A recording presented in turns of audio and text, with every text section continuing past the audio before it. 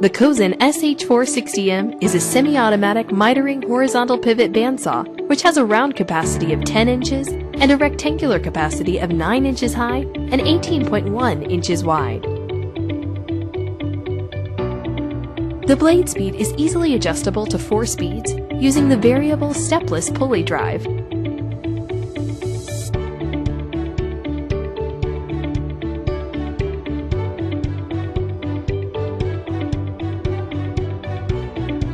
The saw head can miter up to 60 degrees for angle cutting, and after the completion of a cut, the saw head will hydraulically raise to ready position for the next cut.